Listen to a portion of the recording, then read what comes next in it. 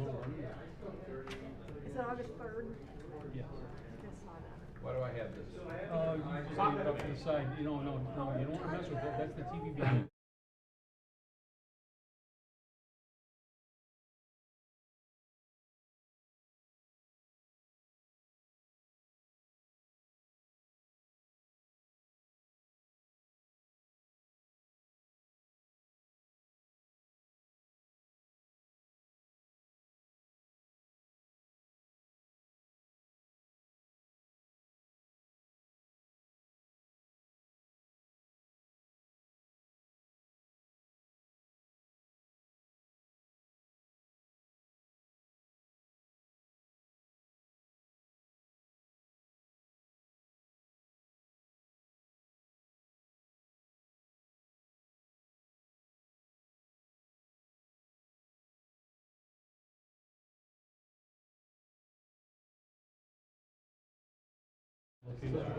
Yeah, I still have problems.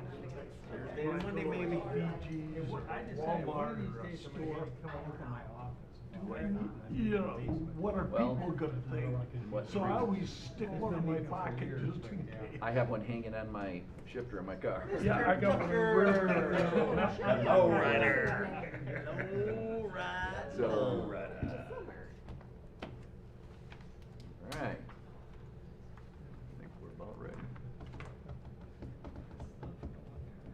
Yep, you ready? Yes, sir. Ready. All right. We got a crowd. Recording in progress. They must have come for the audit report. I'm sure they did. This is the biggest crowd we've had. Tom, will you let in me know when years. it comes to that point when I ask Literally. about people on doing via Zoom? Because I don't know if they're going to drop off or not. All right, well, welcome everyone. It's now 7:30 p.m. or 7:32 p.m. I'd like to call to order the Fenton Township Board of Trustees meeting on this 21st day of June, 2021. Would everyone please stand for the opening prayer and the Pledge of Allegiance? Trustee Gopal, would you lead us? Dear Lord, as we gather here tonight to conduct matters of business, guide our hearts and our minds in the spirit of fairness, right thought, and speech. We ask you to impart your supreme wisdom upon our activities so that these affairs may reach a successful conclusion. And as always, we thank you for being the source of our guidance tonight. Amen. Amen. Pledge allegiance to the flag of the United States of America and to the republic for which it stands, one nation, under God, indivisible, with liberty and justice for all. Thanks, Mark. Clerk Koo, will you please call the roll? Yes, Lorraine, Present. Reed, Here. Cotra. Cruz is present, Kessler, Here. Gopal. Here. Tucker. Present. You have 6 members present. Thank you. All right, I'd like to note for the record that the Township Attorney, our Township Attorney Jack Belzer, Operations Manager Tom Broker, and Zoning Administrator Michael Deem are also present. Additionally, the following Township officials are also present virtually via Zoom. Fire Chief? No, Yeah, he's there. He's there. Is he? Yep. He's Is up he there. I wasn't sure, Oh, because okay. we just left him, so. Our assessor Julia Wilson, and our Township Engineer Alan Lawrence.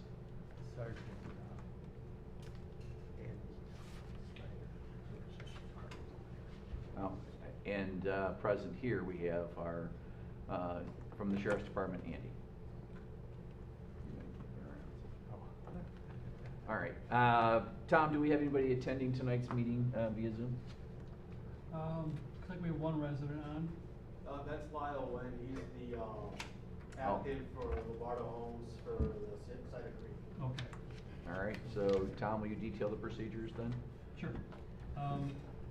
For people attending the meeting in person or via Zoom, please be advised this meeting is being recorded to be shown on Public Access TV, Spectrum Channel 191, if it's running. Recorded meetings are also posted on the Fenton Area Community Television YouTube channel. For those attending via Zoom, we ask that you keep your microphone muted until we reach the portions of the meeting where public comment is allowed, at which time further instruction will be given. For tonight's meeting, there is a public hearing on a proposed PUD project, during which public comment will be accepted. All other public comment will be accepted near the end of the meeting Meeting materials are available for download on the Township's website at www.fentontownship.org. Thanks, Tom. All right, our first business in order is the approval of the agenda. Are there any requests to amend tonight's agenda? Hearing none, a motion is in order to approve the agenda as presented. So moved. Support. I have a motion and a second. Any further discussion? Clerk Krug, will you call the roll? Yes, sir. Krug votes yes. Cutrick is absent. Kessler? Yes. Reed? Yes. Gopel? Yes. Tucker? Yes. Lorraine? Yes. Motion passes. Thanks. The next business in order is a presentation by Plant Moran for the Township's financial report for fiscal year ending December 31st, 2021. We have Pam Hill and Mike McCalla of Plant Moran to make tonight's presentation. I guess we're going to start off with you, Pam, right? Correct? Right, yes, All right. thank you so much for having us here tonight. We are excited to be here live and in person and not looking at you over Zoom. So thank you for having us. We are going to cover the results of the audit for the December 31st, 2020 audit. We have met in detail with the 3 full-time elected officials and obviously Tom and his team to go over the financial results in a lot more detail than we will tonight. But we do have a graph presentation similar to what we've done in the past to kind of highlight some of the trends and the numbers for the board. You should have in your packets the audited financial statements and then also the end of audit letter. And again, we'll cover those high level. Say 2020 was an interesting year. I think, would be stating it mildly. It was also an interesting year for the audit. So between COVID, all the new things happening at the township, some GASB delays with certain accounting standards, I think it made 2020 an interesting year. So we really appreciate the cooperation that we received from the township for the audit. We spent about 250 hours this year auditing the books and records of the township. So special thanks to Vince, Bob, John, Tom, Debbie, the whole team at the township. We would not have been able to get through it as efficiently as we did without all of their help. So tonight, like I said, we've put together some graphs to talk about the trends. I'm going to turn that over to Mike, and I'm going to let him walk us through the numbers. Thanks, Pam. Okay. All right, so this first slide, we'll be focusing on the general fund for the purposes of our slides tonight. Then we'll go over the retiree healthcare liability for the township. So this first slide highlights the general fund revenue for the last 5 years. You can see that revenue has increased from about $2.9 million in 2016 to just over $3.5 million in 2020. The largest contributors to the revenue stream for the township are property taxes and your revenue from state sources, so that's in the gray and the blue in your graphs. Combined, these make up about 66% of the total general fund revenues. So why is this important? It's important because the township's ability to increase these revenues from these two streams is fairly limited on an annual basis. So really working within the confines of these revenues is imperative to the success of the general fund overall. Moving on to the next slide, we'll look at the general fund expenditures. So again, it shows 5 years of data here. You can see that expenditures range from anywhere from about $2.5 million to 2.9 in any given year, and just under $2.8 million for 2020. So again, it's been fairly consistent, and really going back to the last slide, we saw really working within those confines. The general fund has been able to do a really good job at working within those confines, and in 2020 was able to add to fund balance of $718,000. So in a normal year, that would be a really good year for the general fund. But as Pam said, it's even more impressive with the township operating for 9 months of 2020 during the pandemic to to report those financial results. So again, that's just a testament to the planning by the board management, really implementing and acting quickly to get those measures in place during a crisis. So moving on to the next slide, we'll focus on general fund balance. Again, you'll see here in green the annual expenditures again of $2.8 million. You'll see in blue the unassigned fund balance for the general fund, and in gold you'll see the restricted fund balance. So fund balance is restricted $793,000 for public access programming, and then the $2.5 million roughly of unassigned fund balance has no restrictions on it. So one of the key metrics that we like to point out when we're looking at this is your unassigned in blue as a percentage of your total annual expenditures. That percentage is right under the graph. It says 88.1%. So what does this number really mean? Well, it means that if needed, the general fund could theoretically operate for 10 to 11 months and pay bills timely without having to collect any revenues. Over time, you can see that number has increased from about 37% in 2016 up to the 88% in 2020. So as expenditures have stayed relatively consistent over that time, fund balance continues to increase. Again, positioning the general fund well to, go through unforeseen circumstances like a pandemic. Yeah, I think that's a great point, Mike, because you don't see these kind of increases by accident. It's not like one day you go, oh, look, we increased fund balance, right? I mean, that's very careful planning by the board and by management and all the employees working together to make sure that you're reaching the goals. And in a growing community like yourself, it's important to be able to have a very strong financial position to help you as you grow. So yeah, you should feel very good about where you've been and what you've been able to do in a short period of time. Move to the next slide. This reports some more good news for the township here. The OPEB plan, or the retiree health care plan for the township. You can see here we show 2020 versus 2019. The total OPEB liability, or the retiree health care liability that's expected to be paid out over the course of time, is estimated as $460,000 at the end of 2020. Just a brief increase from 2019. But what I really want to focus on is the plan net position. These are the assets that the township set aside to fund this liability over time. And as you can see, that is $565,000, which is more than the liability in 2020. So again, kudos to management and the board for implementing and following through with the funding of these legacy costs, because as you well know, they're something that's a hot topic in governments today, and not a lot of communities can say that they're in the position that Fenton's in. So moving on down here, the net OPEB asset of $106,000. The township has begun paying benefit payments from these plan assets in 2020 and continues to do so moving forward. So in any given year, kind of netted with investment gains and returns, you'll see the plan net position fluctuate up and down in any given year, as well as liability based on the assumptions. So ends up being 123% funded at the end of the day as of the end of 2020. So really good position to be in. Yeah, and I think you said something that you talked about the general fund.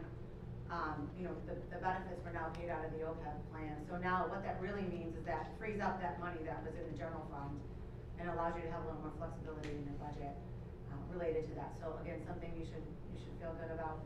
The other thing that's not up here would be your pension liability, because you don't have one. So I wish I could talk to all my clients that are governments and say this, but I mean, really, you are sitting well above the state minimums. Pension, you don't even have a liability. And in my mind, from a financial perspective, what that means is you don't have to worry about kind of the promises of the past, right? You funded those, you're on the right path with those, now you can focus on the future. And And so I think that really is a distinct advantage for the township going forward. So again, something that you should be proud of as a community, not to have large outstanding legacy costs. All right, any questions on the graphs? I think that was our last. Yeah, on the 2020, it shows 88% of unassigned fund balance. Is Yep. there a point where we have too much fund balance unassigned that, meaning, are we taking from taxpayers more than we have to? Yeah, so that's a great question. We get asked that question a lot, what's the right amount of fund balance? There is no magic number, so we always say, well, it depends, right? So if you were to tell me you have $2 million in fund balance, but that's because you're buying a new fire truck next year and it's gonna cost you $1 million, then I might say, no, you don't have enough fund balance, right? So I think a lot of it is really looking at what are your future plans from a capital perspective, from an operational perspective, from a growth perspective, and then determining from there really what is the right level of fund balance. And that's something that we have talked, with management about in terms of fund balance policies and kind of working those things into your budget discussions when you're looking at setting budgets for future years. I know I didn't really answer your question, but I do think it kind of depends, because I know there's likely capital needs and other needs. And usually we talk to clients and they, we talk to management and they say, well, I can use it. We have to do this, and this, and then it's like, oh, well, your fund balance is gone. So it's one of those things where you really need to look at it from a long-term perspective, not just at one point in time. Yeah, a good example is last year, because of the uncertainty of the pandemic and what it might do to our revenue stream, we pulled one of our big road projects off the plan. And that was about 200,000, I think. So, yeah, Pam's right. Any point in time, we might need that money for something unexpected, or if we need a large capital purchase, we've got some flexibility there. Yeah, I understand that. My concern is I just don't wanna be withholding money that we collect from taxpayers and, 88%, you understand what I'm saying? I don't think we need to be taking more than we need to run the township and having a $3 million balance for that's a lot of money that people could be using. So I think it's a good point, and I think it's something that as you kind of head into budget discussions is definitely something that should be, the topic of conversation. The other thing that I always try to stress to clients that I think is important is doing long-term forecasting. You don't have to pass a 5-year budget, because that's kind of crazy, right? But I think looking out, 5 years to say like, okay, well, if revenue kind of does what we think it's gonna do, because it's fairly predictable, your largest revenue source is from the state, and it's, capped in terms of what you're going to get from that, and, so that's your largest revenue source. Your property taxes are capped due to Proposal A and Headley.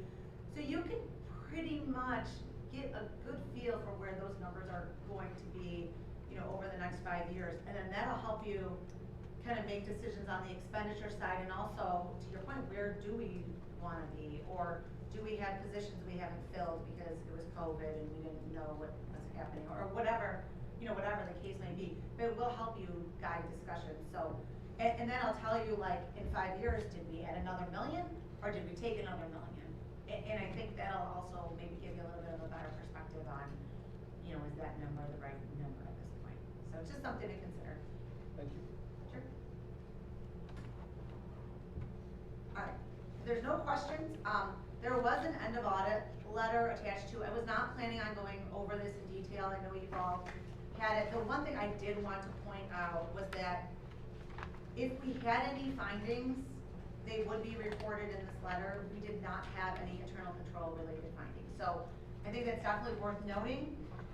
So I wanted to make sure I mentioned that. But other than that, nothing specific in terms of anything in the letter that I was planning to cover, but happy to answer any questions if anyone might have had any as they were reading through it.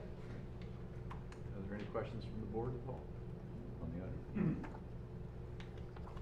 Well, again, I'd like to thank both you and Mike, Pam, for coming tonight and explaining our financial situation to our residents. Great. And to the board. Thank you for having us.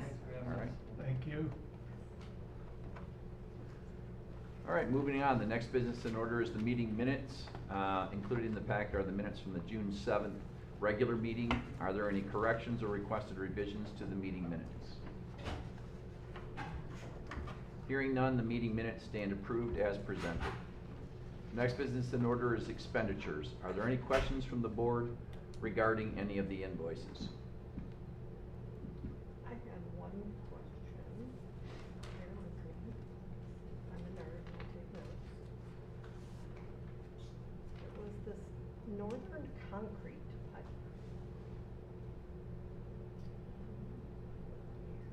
It had a cryptic description of what the expense was for, or so I thought.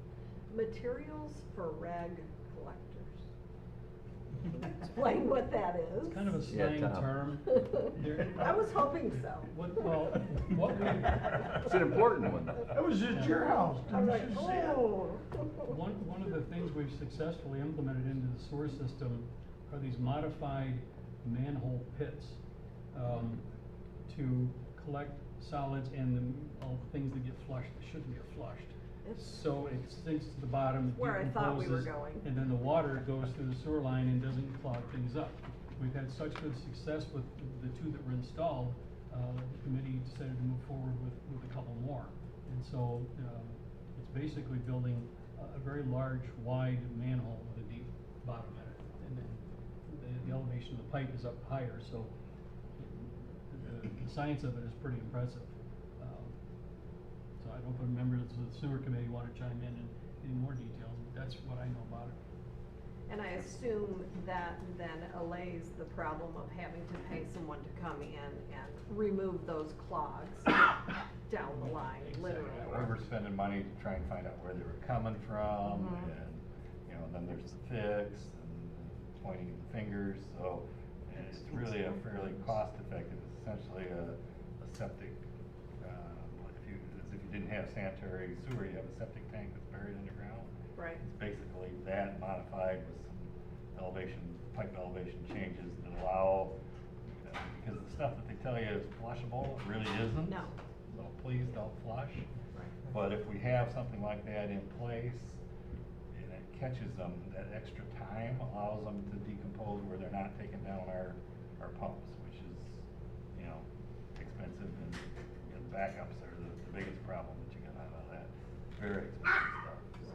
Well, that sounds like a very necessary Yeah. cost. Now, we ought to start looking at our ordinance and see if we might not just start requiring them in subdivisions, you know, That's a just good as a matter point. of course, 'cause they're not terribly expensive and they are effective. This problem is a nationwide problem. In fact, in my car, I have an article talking about it. There's probably 100 of them like that. But, it's a nationwide, they call them bat birds? Is that what they call them, Alan? Alan, I was gonna say, is there anything you wanna chime in on?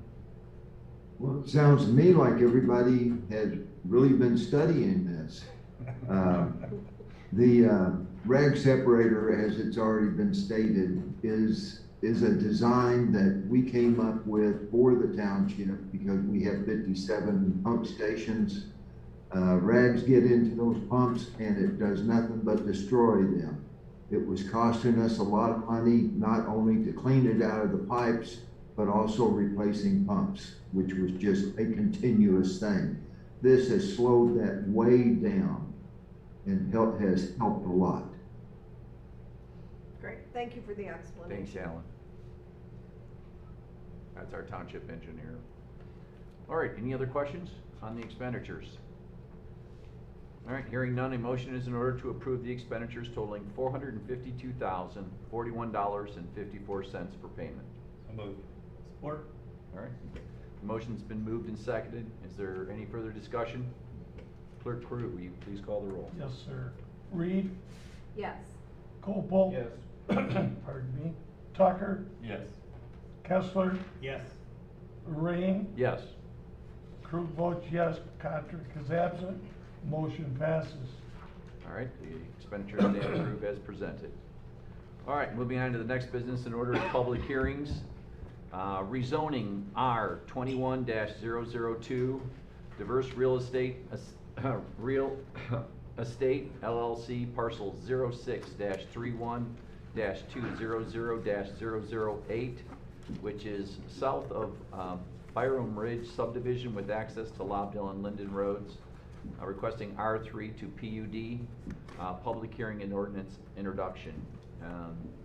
Township zoning administrator Mike Deem will be reviewing proposed rezoning. Yeah, so this is a residential PUD that's located, as you said, between Linden and Lobdell. It's back behind Charlie Mueller's farm and just south of Byram Ridge subdivision. What's being requested is a 122 unit subdivision. The Planning Commission has held 2 public hearings regarding this. There's also been a pre-meeting public meeting held by the applicant. At the most recent Planning Commission meeting, the applicant presented 3 plans to the township. The first plan was a straight zoning plan if the development was done under R3 zoning district. And they were able to come up with a number of lots based on that. The second plan is an open space plan that was developed using approximately 23% open space. And when you do open space plans, you are given a bonus to your density over what you'd be able to do under traditional zoning. So based on that concept plan they provided with the 23% open space, they were able to develop 122 lots for that parcel. The third plan, which is what's being proposed tonight for the planned unit development plan, increases the amount of open space from that 23% to, I believe it's 43%. So we have almost a double an amount of open space. The trade-off for that is that they are proposing smaller lot sizes than would be allowed in the R3 zoning district. Based on the open space plan, under the R3 zoning district, you would typically have a minimum lot width of 75 feet and a minimum lot size of 12,000 square feet. What's being proposed tonight is a minimum lot width of 70 feet and then the minimum building or lot size of 9,100 square feet. So in addition to the additional open space, they are also working with LAF, which is the Linden, Argentine, Fenton, and Fenton Township pathway group, to provide a pathway connection, 8-foot paved pathway through the subdivision that would allow LAF to avoid that intersection of Linden and Lobdell and provide a safer connection for their future plans for the pathway. As I mentioned, there was 2 public hearings held with the Planning Commission. A number of items were brought up during both meetings. One is the potential for noise. There's concerns about traffic, right? There's already traffic issues on Linden and Lobdell, especially on Linden Road on Sundays with the church there and the soccer fields up there.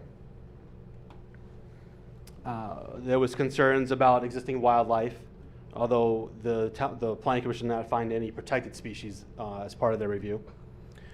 There was a concern about value of homes, as the homes that are being proposed are a bit smaller than elsewhere in the township. One of the biggest issues that was brought up was density.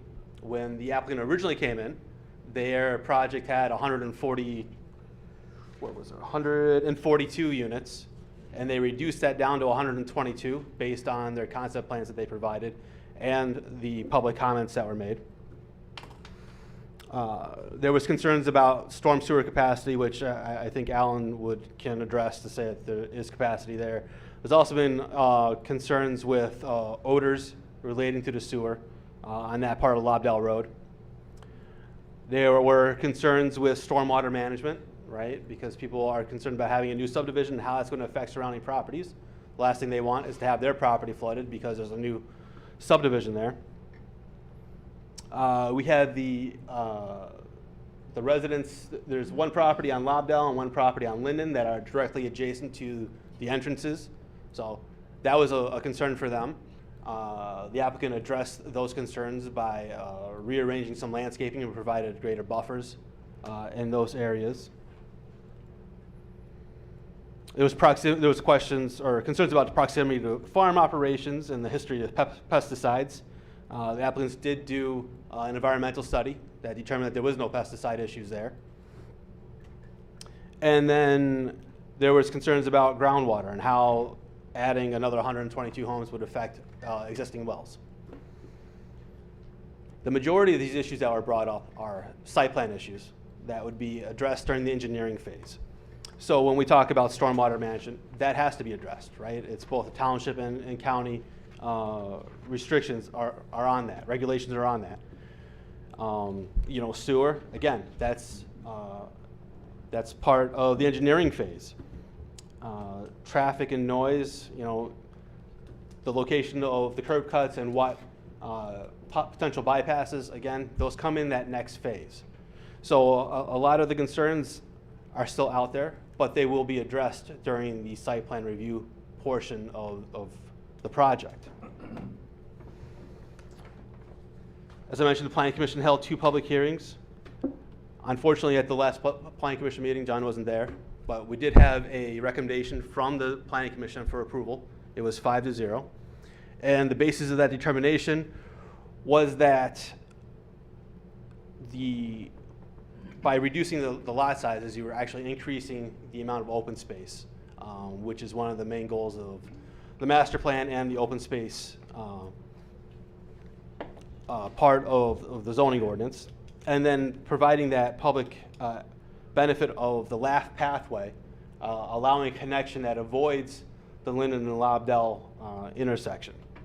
And so with that, I am here to answer any questions you might have.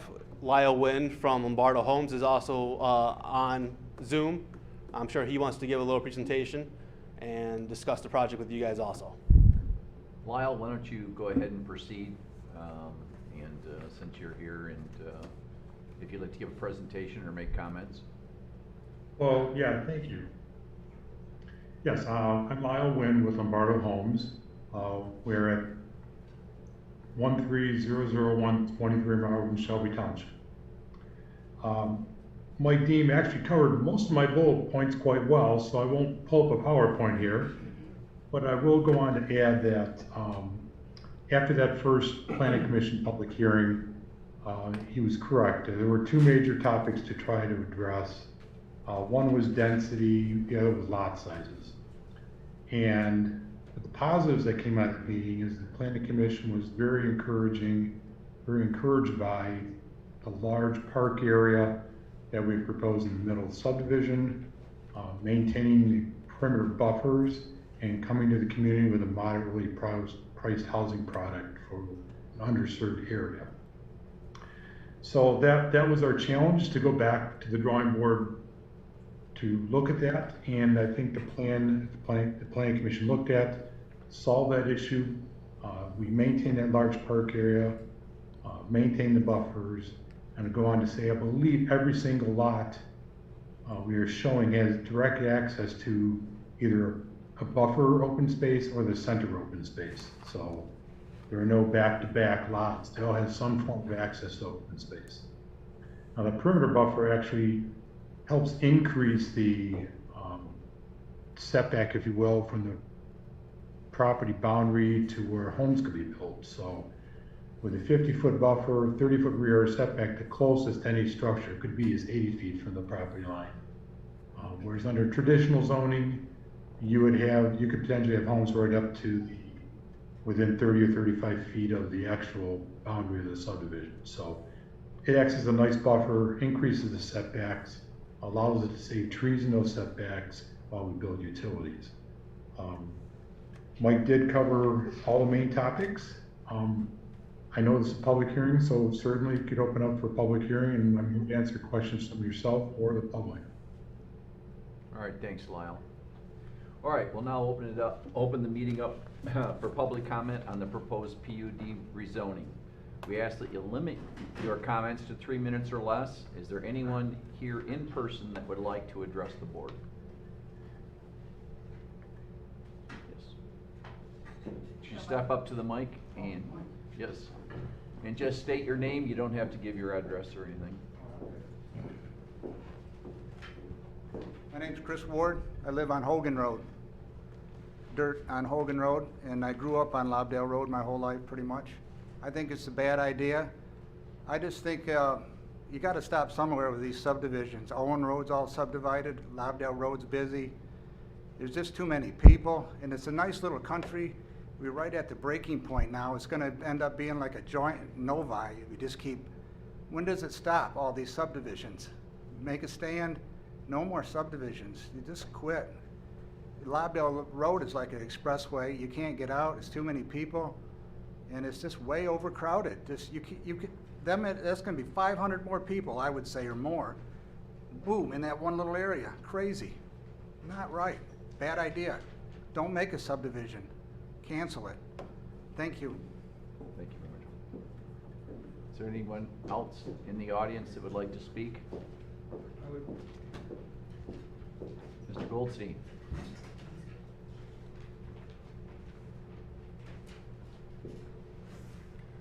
My name is David Goldstein. I'm with Remax Platinum in Fenton, and I come here wearing two hats tonight.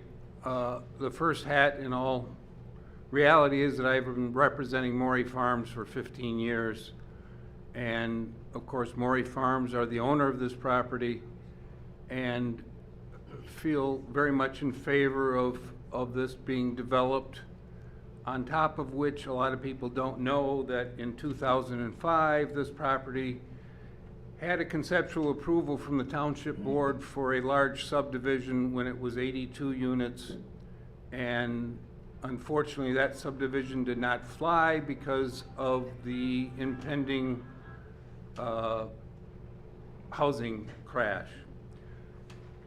The second hat I'm wearing is from a residential realtor perspective, and what's happening now with somebody who would like to move to Fenton and buy a home is absolutely uncanny, unrealistic. You cannot get a bid in on a house without having to pay a premium, without having to show no inspection, without appraisals. It's gotten crazy. And you combine that with the increased costs of materials that builders are having to spend that have increased houses by 20%. We don't have affordable housing in this township that's available right now. This is the first subdivision that's really being developed since the housing boom crashed in 2008, and that's 13 years ago. So let people that want to live here come and have something to buy rather than these bidding wars. That's basically what I have to say. Thank you, David. Anybody else in the audience? Yes, ma'am.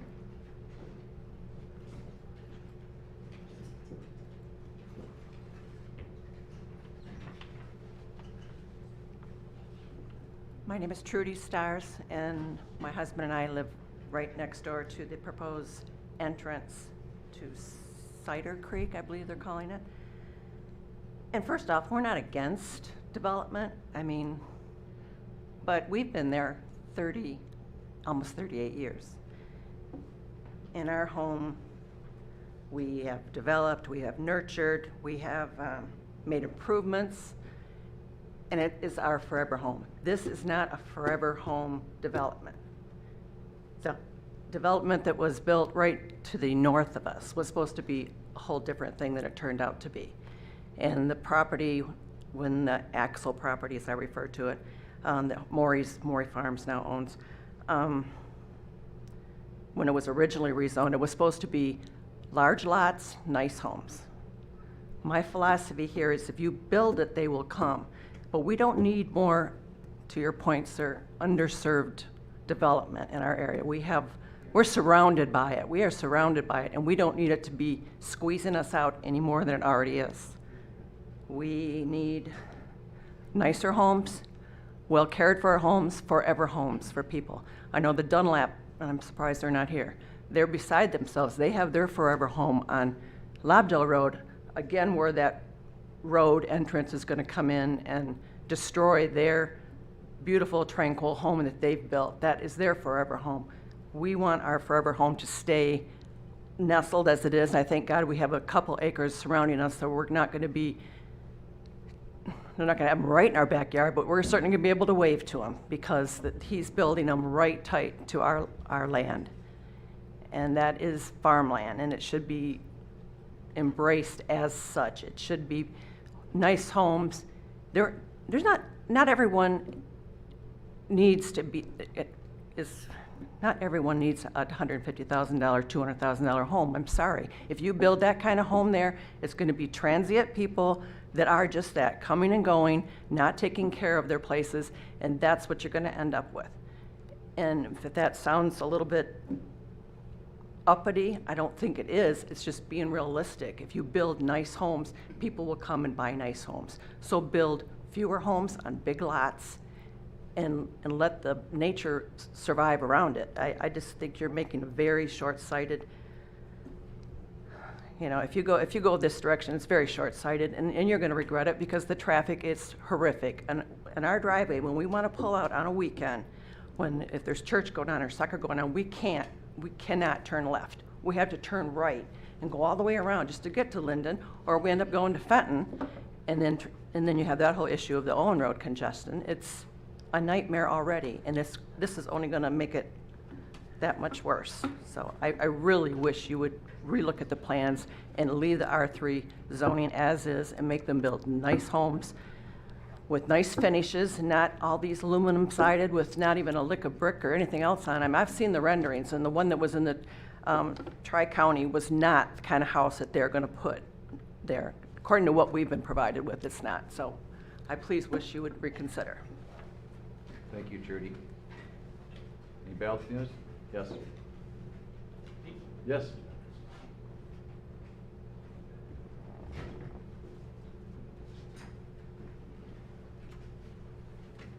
Thank you. I'm John Stars, and I don't really have much more to add than what my wife just added, but you know, some consideration needs to be given to this intersection at Linden and Owen.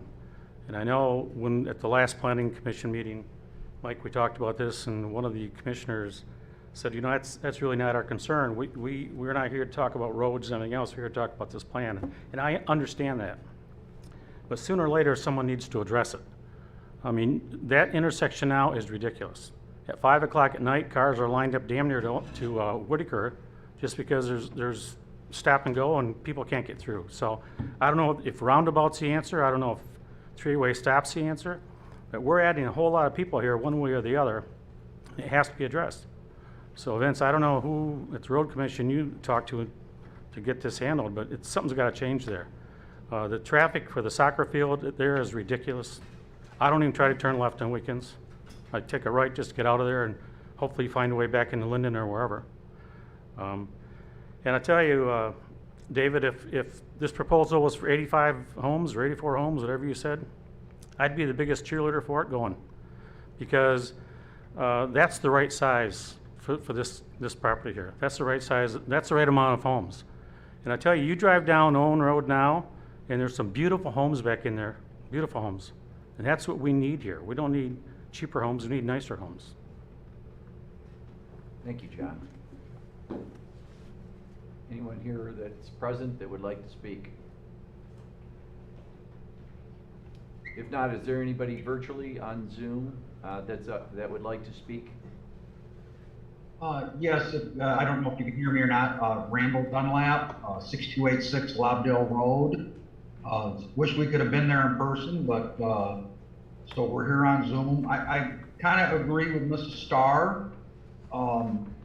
You know, nicer, bigger homes. I mean, I've got a pretty nice friggin' home, and I'm going to be looking at the backyards of what I consider, and I'm not trying to be uppity, but I worked my whole life to build this home, and I'm going to be looking at the backyards of fancy mobile homes is what I see it as. I understand it's their property, and they can do what, you know, what's within reason. I'm not happy that they're putting this bicycle trail in it, because that bicycle trail is going to end up right in front of my house.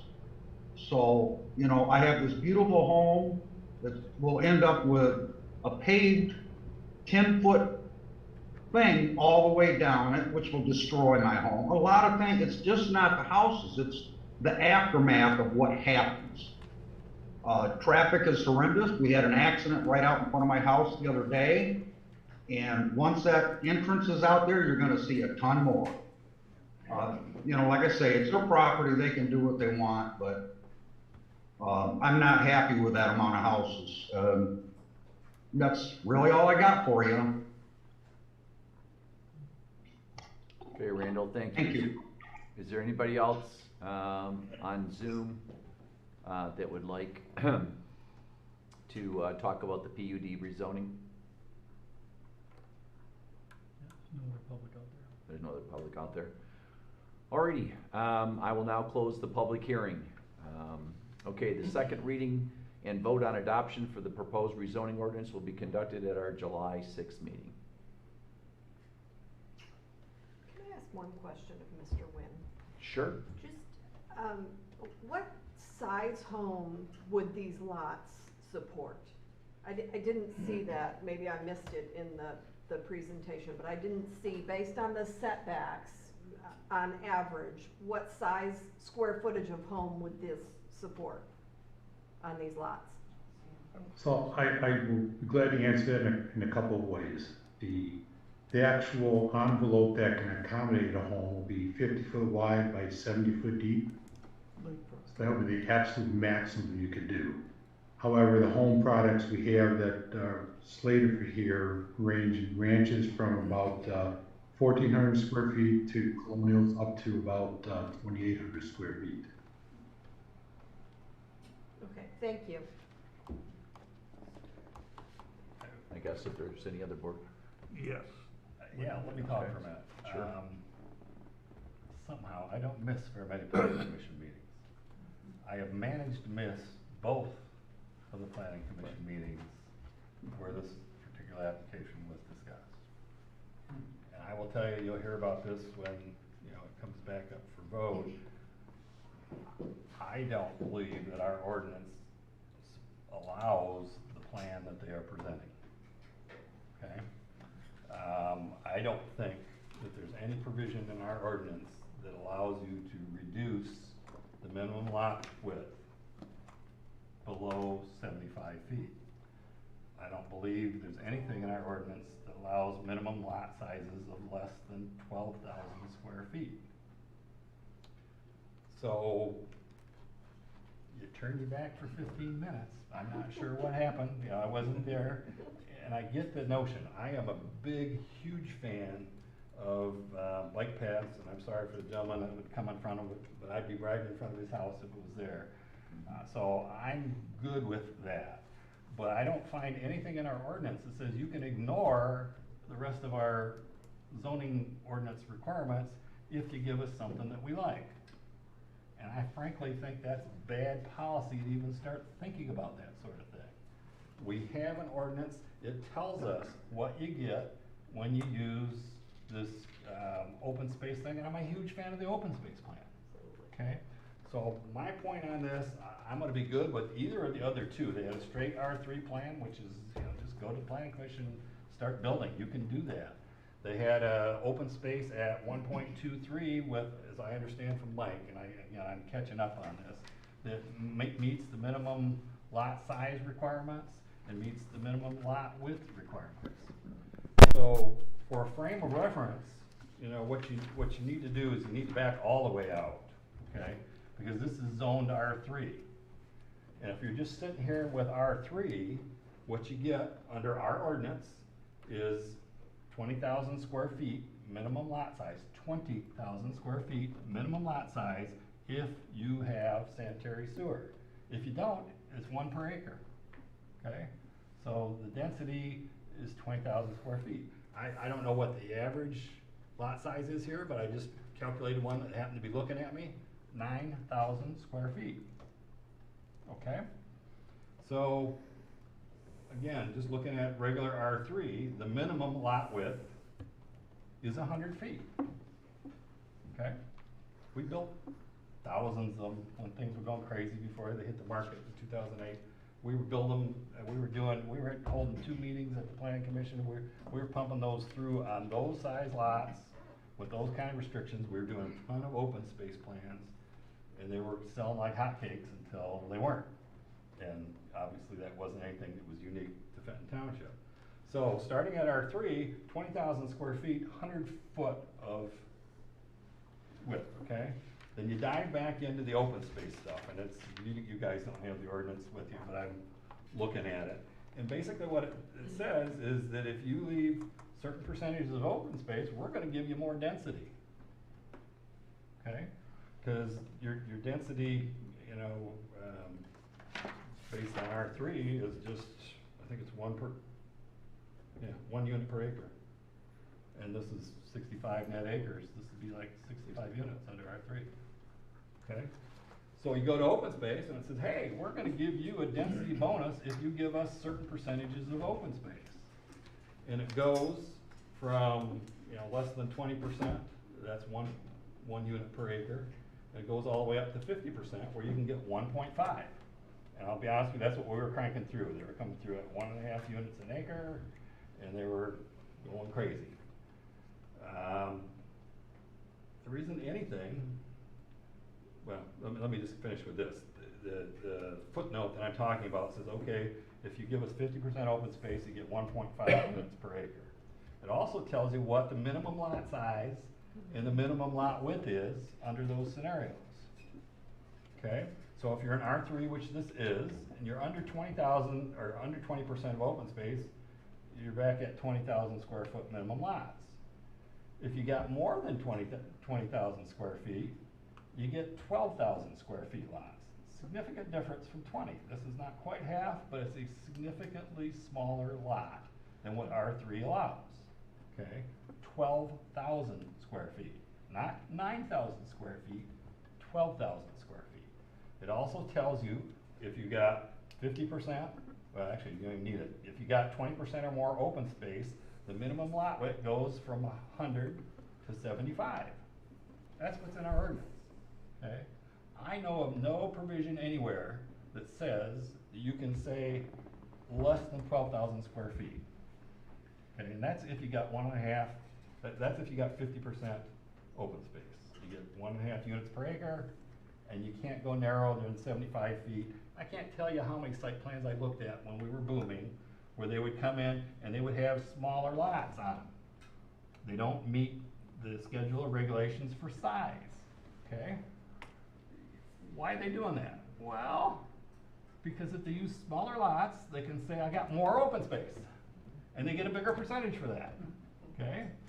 So if you go back and actually build the lots the way they're supposed to be built, 75 minimum width and 12,000 square feet minimum size, all of a sudden you don't have 43% open space anymore, and the allowable number of units that you can build drops.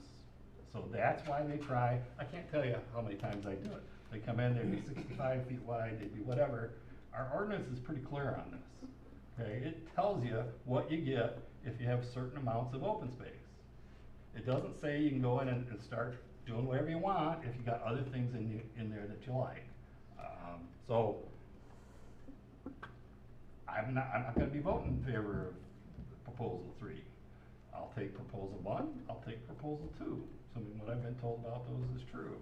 But in my opinion, this plan is not authorized by our zoning ordinance. I have a question, and I'll move on. I had a short tenure, both on the planning and the long tenure on the ZBA. It was something we looked at, was the ordinance. How did it move on a 5-0 vote if it does not comply with our ordinance? Well, I think there's a difference of opinion as to whether or not it complies with the ordinance or not. Okay. When you look at the ordinance, there's different types of approvals you can go through, right? Open space development is one type. That's a straight zoning, right? If they were to come in under that option 2, we wouldn't be here. That's not a rezoning, it's just an open space development.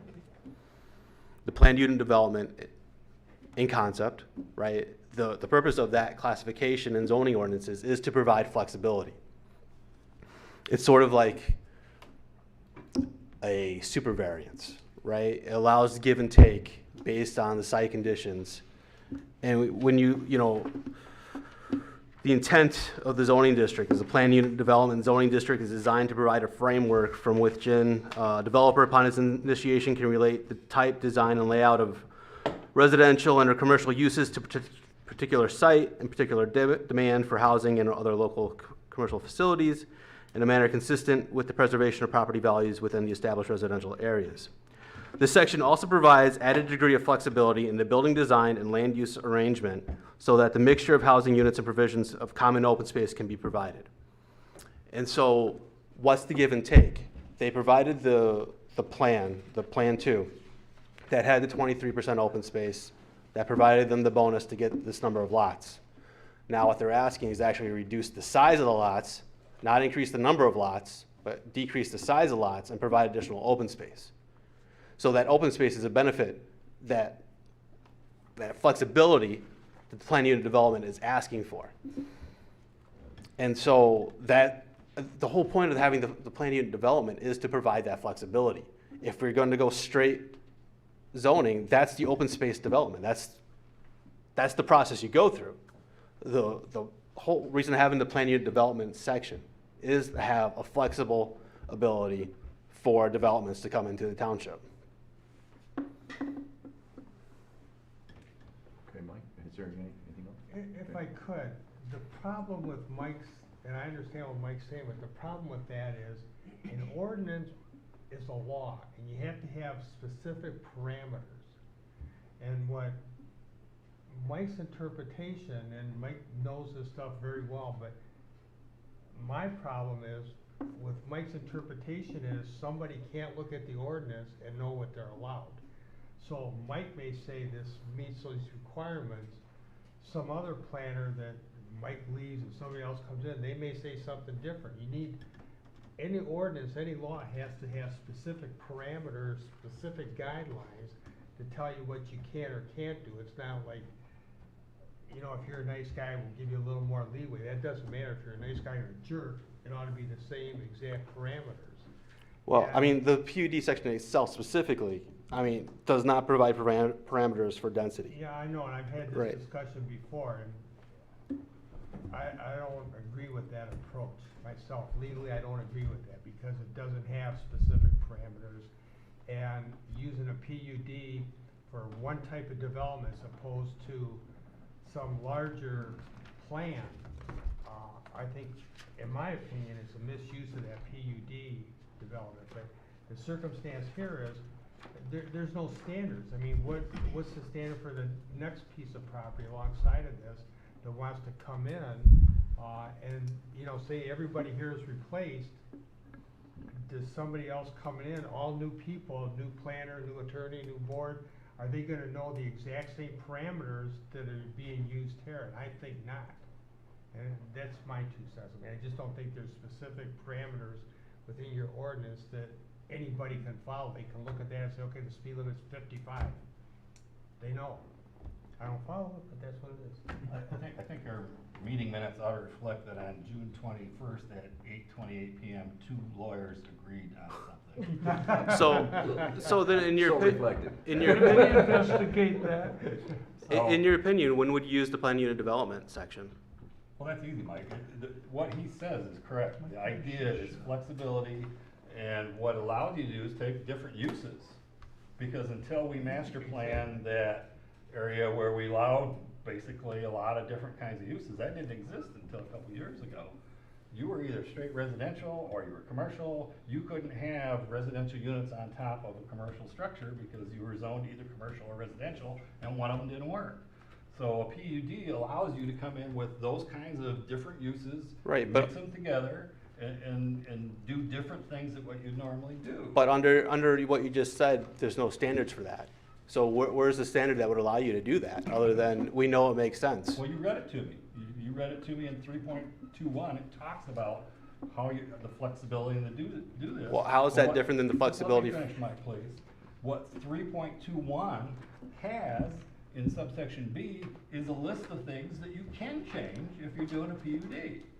Okay, and it specifically goes through them. It says, okay, you got to meet the off-street parking unless circumstances are such that you can't, in which case the plan commission can change it. Okay, goes on number 2. all the streets within the planned unit develop street meet the minimum requirements of the subdivision control ordinance unless modified by the planning commission. So there's a list of 7. I won't bore you with all 7 of them, but I will assure you that none of them say that you can go below 12,000 square feet on the lot size or below 75 feet on the lot width. So I agree with Mike that the concept of a PUD is flexibility and to combine uses and do things you couldn't otherwise do in normal zoning districts. I do not agree with Mike that you can come in and make up whatever criteria you want because you like the bike path or whatever it is. And I think that's bad planning. I would never go down that road for the reasons Jack. Mr. Chairman? John, thank you very much.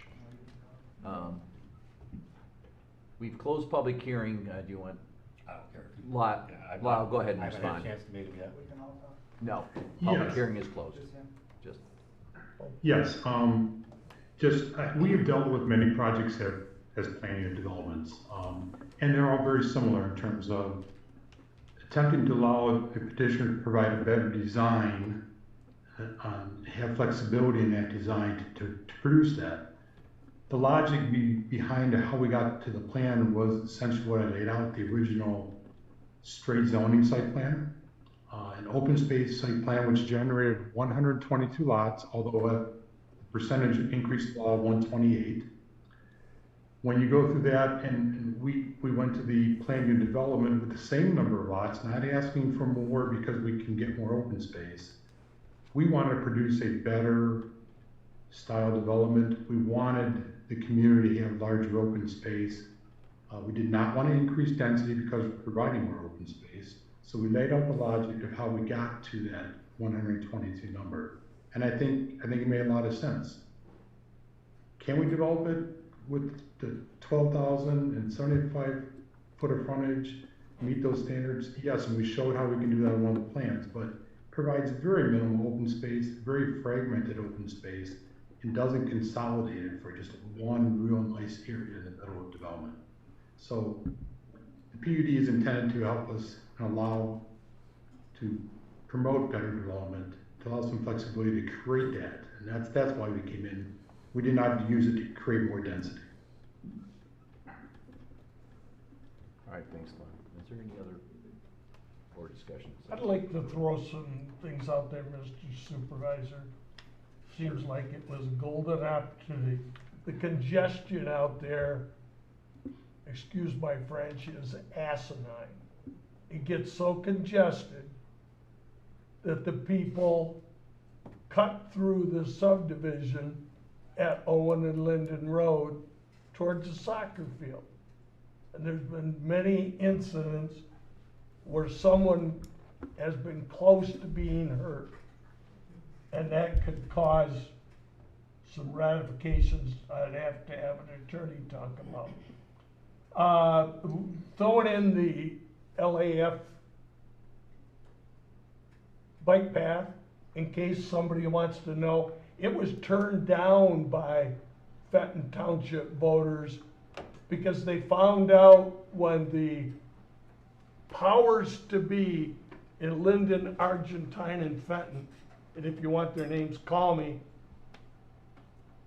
decided we're gonna go through you, and they told me to my face, get the blank out of the way. And I told them the only time that's gonna happen is if my grave happens to be where the path's going.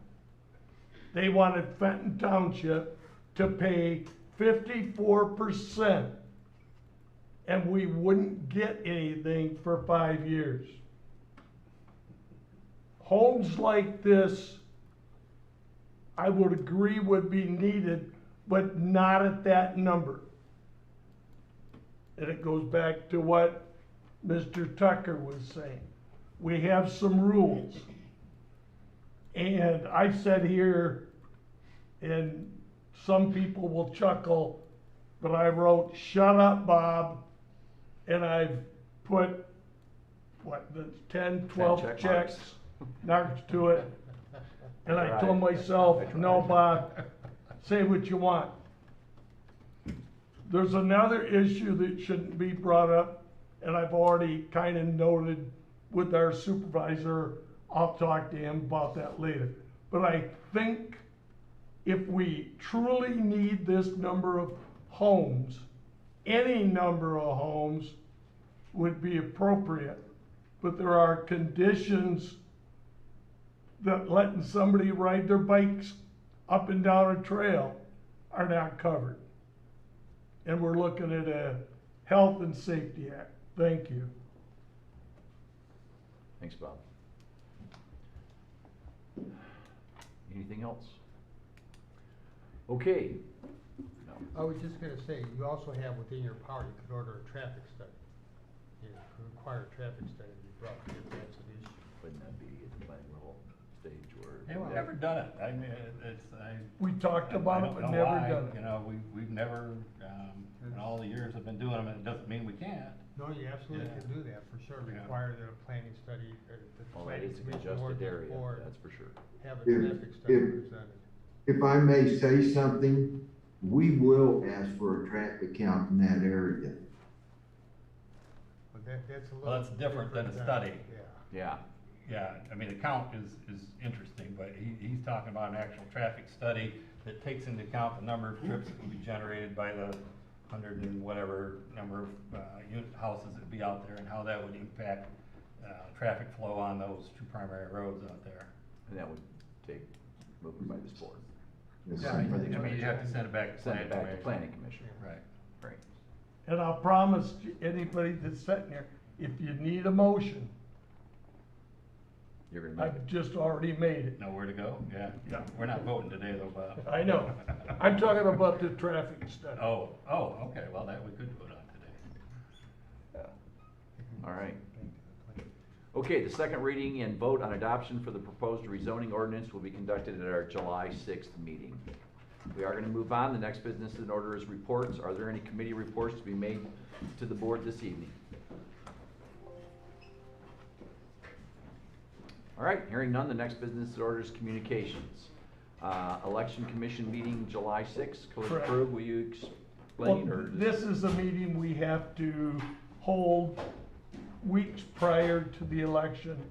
And at that time, we'll denote the number of individuals, their party alliance, and who they'll be working. Currently, we have an August 3rd election for Linden and Fenton schools that will be run at Lake Fenton High School.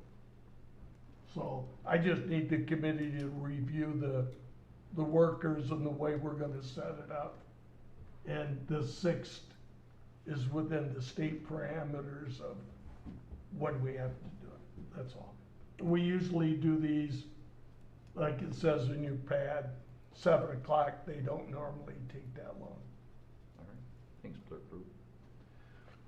All right, moving on. The next business in order is the adoption of ordinances. We have rezoning R21-004 Adam Shoemaker, part of parcel 06-03-400-011, known as 11394 Torrey Road, to be split off and combined with 11428 Torrey Road, R3 to C3. This is the second reading. This is the second reading of a proposed ordinance, zoning ordinance amendment to rezone part of Torrey Road parcel to allow it to be combined with the property at 11428 Torrey Road, which was introduced at the June 7th meeting. Mike, our zoning administration, will you review the proposed rezoning? I think this one's a little bit more straightforward than the last one. So, Adam Shoemaker's property here at the end of North Long Lake Road on Torrey Road. It's where the bakery is going to be going in. There is property behind him that he is purchasing that is actually, all right, so you guys can all see. So there's this house, not this one, but there's one house, one over from where the map is, and it wraps around. And so this hashed mark is being cut off from that property, added to Adam's property. It's currently zoned residential. They want to rezone it to commercial to match the rest of the property. It's consistent with the master plan, and Planning Commission has passed on a favorable recommendation. Mr. Tucker, would you like to? I agree with Mike, this one's a lot simpler than the last one. This falls into that mixed-use area that we put together, so the requested rezone is consistent with that. In fact, he's attaching it to a piece that's already there, makes it somewhat, pretty easy. Even I'm for this one. Are there any questions from the board? Yes. Here we go again, folks. Okay. Grab on. I spent the last couple of weeks driving around looking at storage units. And this community, when I moved here 40 years ago, was a nice residential community. People lived on the lakes, I lived off the lake, it didn't matter. In fact, I wound up having to sue to be part of a little pond, which is a long story that you don't need to hear. But we have more storage units than any other community in Genesee County. We have a fill rate based on the monstrosity that was built on on Torrey and Thompson. They have so many spaces there and unoccupied units that if I live another 20 years, I'm never gonna get to see the fill up. I've done some research, believe it or not, there's storage units on Lakeshore Drive that were built to look like homes that we let them do it, but there's nothing inside but storage. But if you drove by at night, when the lights are all off, you wouldn't know that's one of them. You know, it's to the point where we fought like anything when we didn't want 4 storage units on the road up to the Township Hall. And we turned it down, and appropriately so. I'd fight that battle again. But I just want fellow board members to think about this. Because if you have friends coming south on 23, if this goes through, here's the directions how to get to the Township Hall. Get off 23 when you're coming south at the storage units, stop at the light and turn left. Go to the stoplight, turn right at the storage units on the left. Hurriedly go south on Torrey Road, but you gotta slow down because you've gotta turn left onto North Lane Drive at the storage units. I rest my case. Bob, you are so. Oh, Bob. Well, and yet, Bob, we continuously have residents who come and want to build larger accessory structures because they don't want to use the storage units. I missed that one. It is an age. I missed that one. Not On, a problem. on Margaret Drive, we have storage units that any 2 of our families could live in and would have to run into each other and make appointments to see each other. They're that big. We have one farther down, who I won't name the owner, but Mr. Tucker's smile like he knows. He wanted to open up a farm and a zoo because his storage unit was big enough. Thanks for bringing that up. Happy to help, Bob. Yeah, jump in, I need the help. All right. That's all, thank you. Any other questions from the board? You're a brave man. I am brave. All right, I need a motion to adopt an amendment to zoning ordinance number 594 to rezone part of parcel 06-03-400-011 from R3 to C3 as presented. So moved. Support? Motion's been moved and seconded. Is there any further discussion? Hearing none. Clerk Krug, will you call the roll? Copel. Yes. Tucker, Yes. Lorraine. Yes. At least Patrick didn't vote against me. He's absent. Crew votes no, capital N-O. Reed, Yes. Kessler. Yes. I've had worse losses. Passes 6-1. Me too, Bob. Or 5-1. All right. Next, under adoption of ordinances, proposed amendment to cemeteries ordinance. This is the introduction and the first reading. Operations Manager Broker, will you please review? Yes, what we're proposing is an amendment to our existing ordinance. What happened is we were approached by a couple who are proactively making all of their arrangements.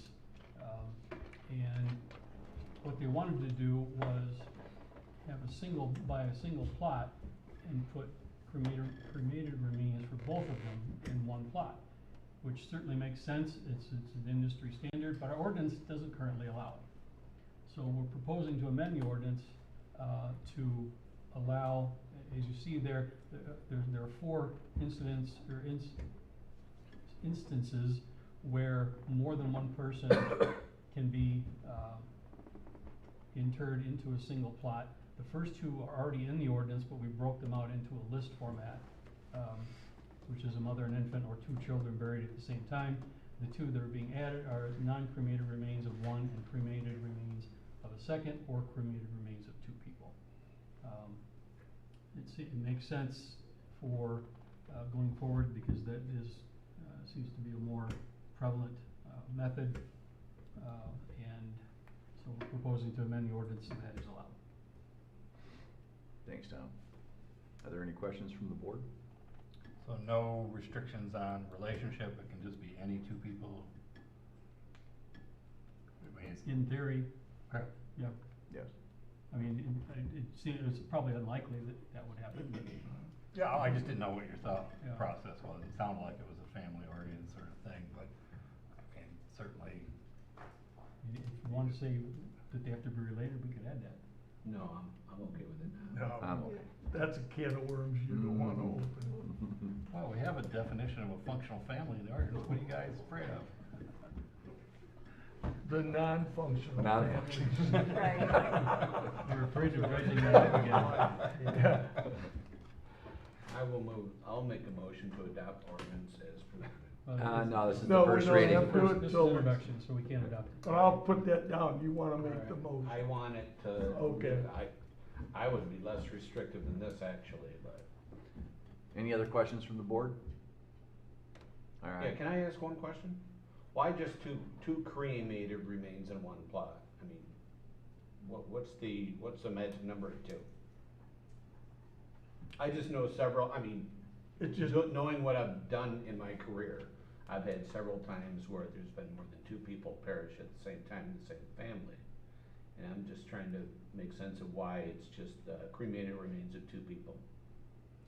That seemed to be the standard, but we could certainly change that if the board sees fit.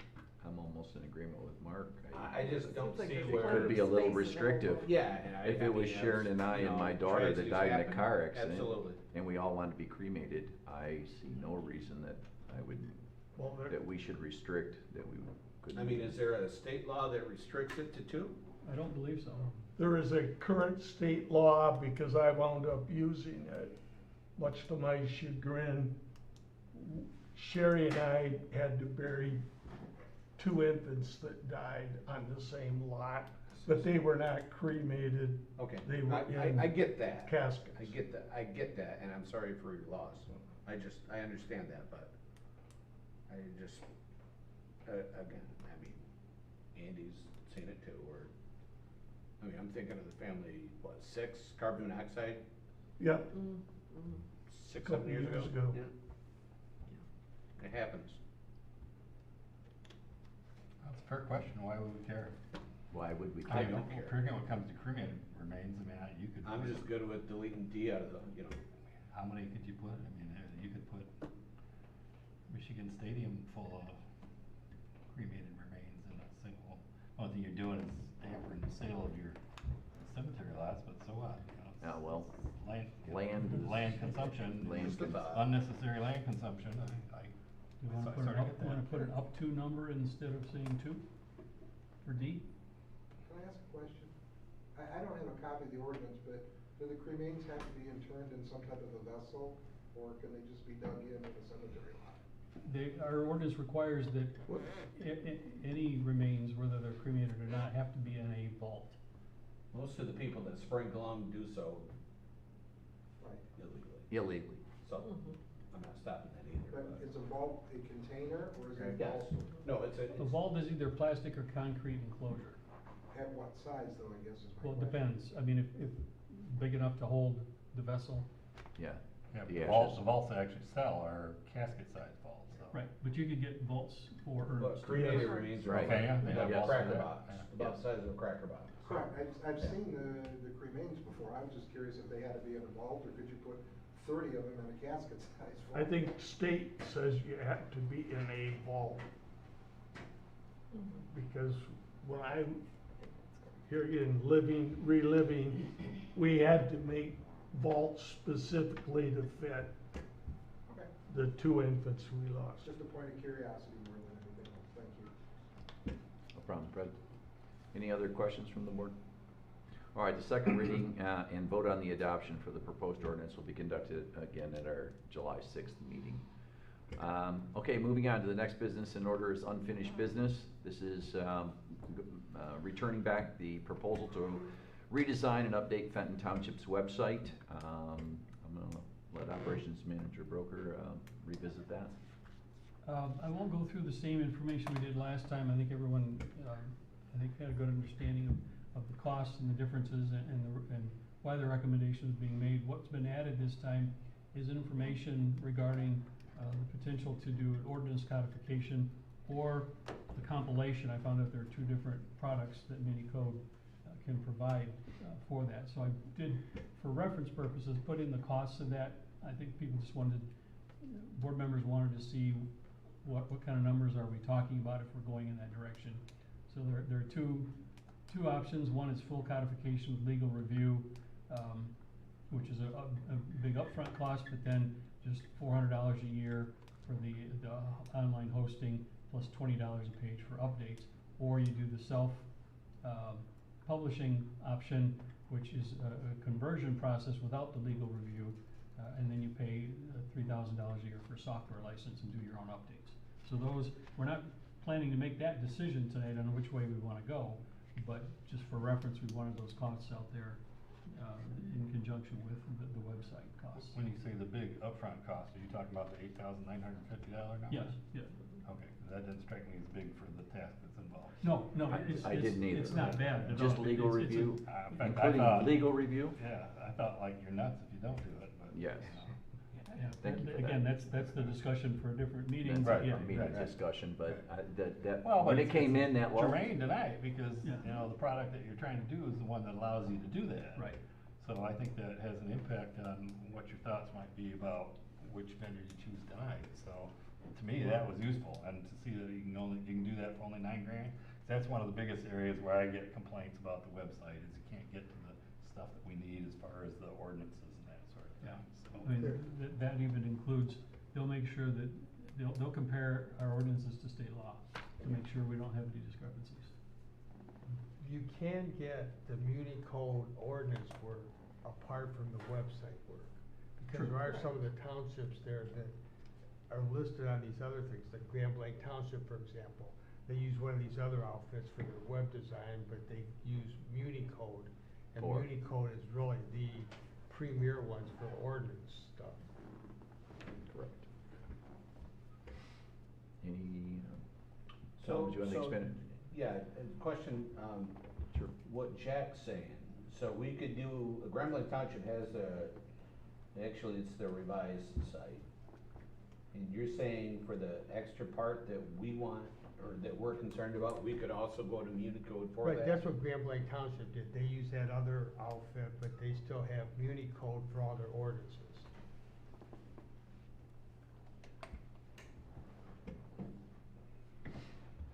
Any other board discussion, questions?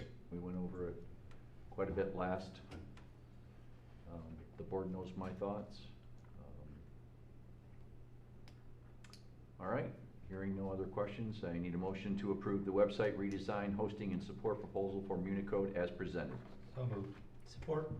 All right, the motion's been moved and seconded. Is there any further discussion? Clerk Krug, will you call the roll? Yes, sir, thank you. Tucker, Yes. Lorraine. Yes. Gopel, Yes. Kessler, Yes. Reed, Yes. Patrick is absent. Krug votes yes. Motion passes. Thank you. Before we move on to new business, just a reminder that July 4th is a national holiday, and that's our Monday, so our next meeting will be on the 6th, which is a Tuesday. I will be floating on Torch Lake. All right. Well, we would love you to join us via Zoom. I could, actually, I actually have. Can't planners. vote, but I gotta you take- can. I gotta take a tie and stuff, yeah. Yeah, I was gonna say. What, do you have a big storage unit up there we can come up? Oh, Good plan, Bob. I'm just a renter though, I'm not a high roller like Vince here. No, yeah. I'm not going there either. All right, so we'll move to the next business in order, which is new business. This is a proposed revision to 2021 Fenton Township Planning Commission meeting schedule. Planning Commission is requested to move their meeting start time to 6 p.m. A revised meeting schedule has been drafted for the board approval. Township Zoning Administrator, Mike, do you want to talk to that, or? Planning Commission like to hold meetings at 6 o'clock as opposed to 7. There you go. There you have it. All right. Well, we had a little more discussion than that. Yeah, I was gonna say, Treasurer Tucker, would you like to speak to that? The idea, and we're sitting here, we got the same circumstance here. The idea is you want your residents to be able to come home, get home from work, and be able to attend the meetings if they want. Now, with the virtual option, that kind of makes that a little easier to do without allowing time. But I think back when they were doing it, the idea was it would allow them to get home and eat and then get to the meeting. Okay, and we're like, and I just, Jim was pushing some of these earlier, and we're all like, yeah, most of us could do that. 5 o'clock was too early because we were involved with work. But the basic idea is that, well, if you do it at 6, they could come from work to here, and then they eat afterwards instead of eating before, and then you can get your meeting done a little sooner. So that was really kind of the idea, and I think it just worked with everybody's schedule.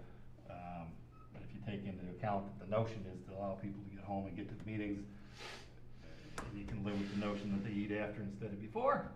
And in fact, if they come here hungry, they might, they might be more inclined to get home quicker. I'm just saying. But that was the thought process, and so 6 o'clock is what we came up with. Is he the guy that brought that beautiful hamburger the other night? Could We be. ate it right in that same. Yeah, right, that same, yeah. He was still eating it while we were conducting business. Yeah, I was just curious. And it was really good, Bob. We could tell. All right, well, I'll speak to that. I truly believe in it, and I'm sitting on this board for 12 years. I felt that even this township board meeting could be changed in time, and that's maybe something that I will probably propose to this board during my tenure, because I think that more people will participate if we do it a little earlier. I think people do. You get home, you eat, you get tired, you're doing other things, you get involved in mowing the lawn, doing something, whereas I think if people were able to maybe stop home quickly, come here. I'm okay with eating at 7, but I get home sometimes and I'm not eating until 10. So I think we would have more participation. I think Zoom, virtual meetings are not going away ever, and I think that 6 o'clock, something along those lines is something that I'll probably be bringing to this board myself. Any other questions from the board? Well, I would just say, I think that's workable if you maintain the Zoom option. But I think you have to consider too, are the board members allowed to attend by Zoom, or do they have to be here? Right now. Because they have 6 to. o'clock gets dicey when people start resuming commutes.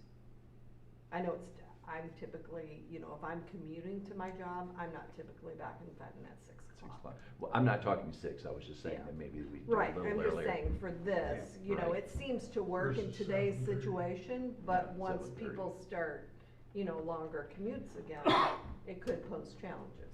Currently, the board cannot, via Zoom, vote And that's what I thought. But, again, Zoom, as long as I'm here, we will be doing meetings via Zoom. My hope is to, with the website, things like that, is to grow Zoom attendance, and I think that time around 6:30 or whatever that may be, I think we'll have a lot more participation with time to come. In this specific case, it was the planning commission that brought it up. All planning commission members were in favor of 6 o'clock, so it wasn't like one, you know, it was, Right. everyone was on board for it.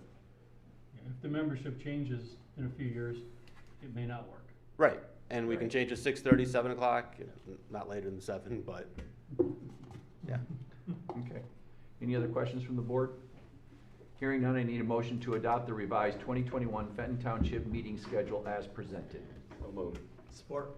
All right, motion's been moved and seconded. Any further discussion?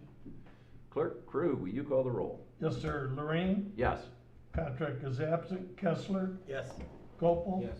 Tucker? Yes. I vote yes. Reed? Yes. Motion passes. Thank you, Rob. The next business in order is board comment. Is there anyone on the board that has additional comments or concerns? Bob?